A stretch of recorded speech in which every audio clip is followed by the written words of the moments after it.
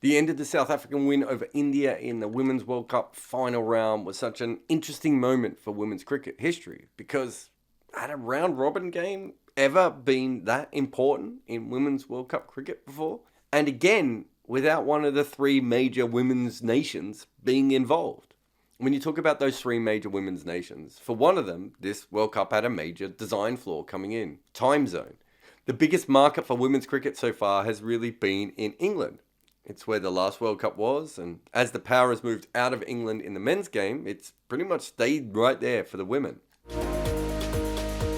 This is the last knot. My dad told me to say this. They were the first professional team, and the first one to really make a professional league that's kind of on par with the men, not just tacked onto the side.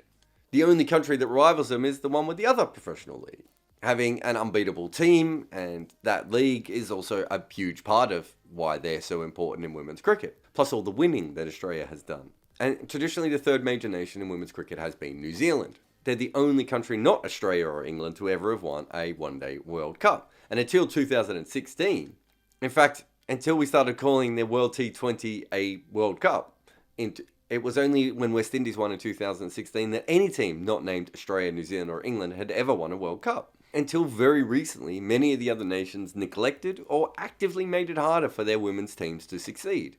This World Cup, while flawed and with too few teams and a terrible qualification process, which is actually not even really a qualification process, they just gave up, was still actually a fantastic tournament. I mean, all 8 teams won a game, which isn't something you might have expected coming in.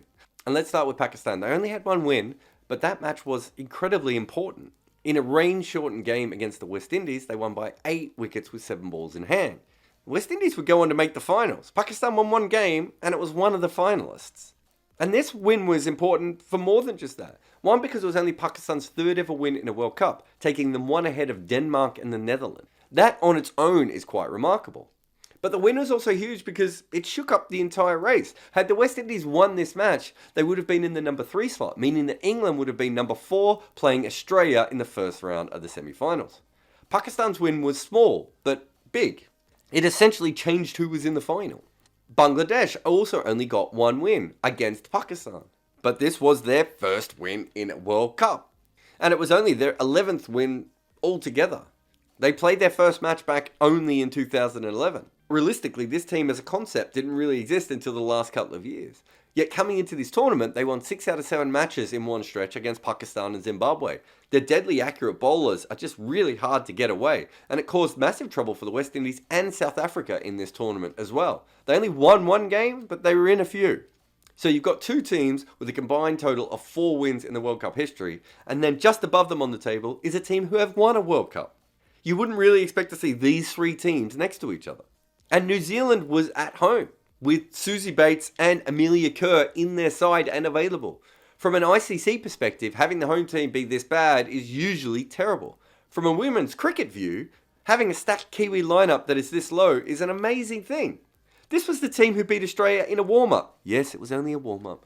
That's why I always say warm-ups don't mean that much. But still, no one beats Australia, even in anything when it comes to women's cricket. And while they look quite low, if you have a look, they're only 1 point out of the finals here. But that was after starting with 2 wins and 1 loss at the beginning of this tournament. So you probably expected them to do better.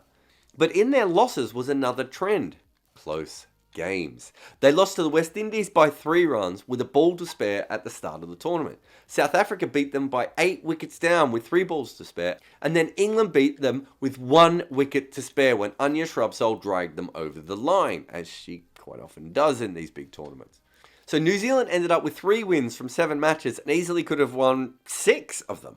And it wasn't just New Zealand. There were just plenty of close games in this tournament. West Indies beat England by only 7 runs. Bangladesh defeated Pakistan by 9 runs.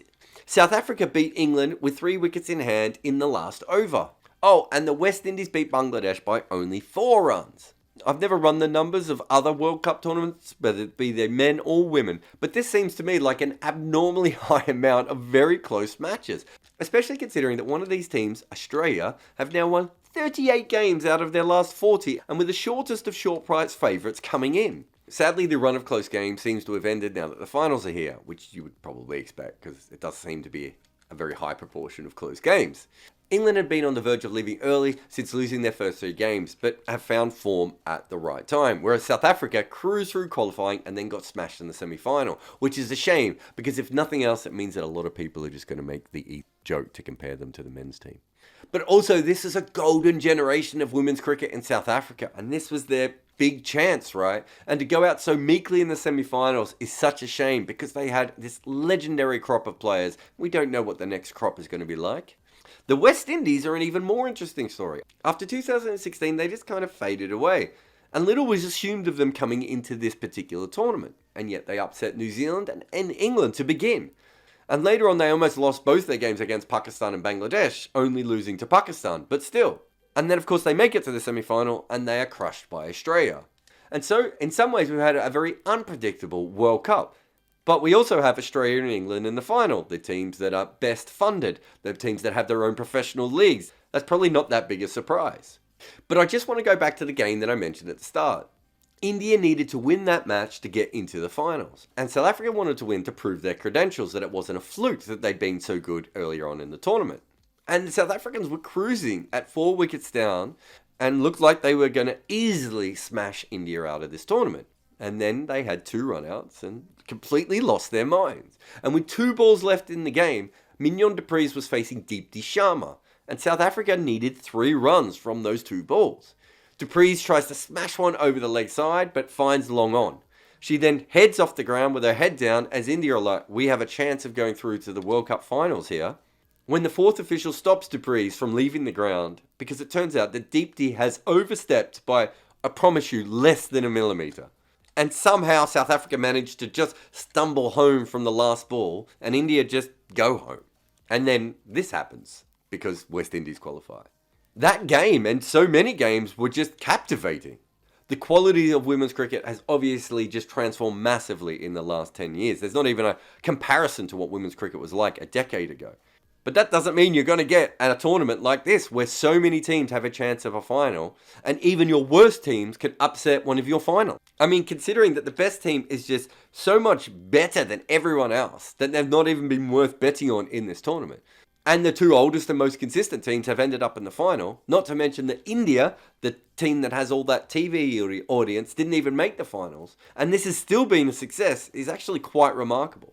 It was also stacked up against some other cricket.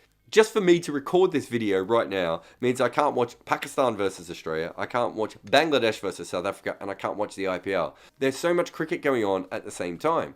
All 3 of the biggest men's teams had test series during the Women's World Cup.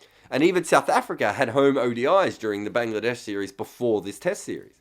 The time zone was actually quite clear to watch the games, but the attention for cricket and cricket media and cricket fans was split in so many different directions.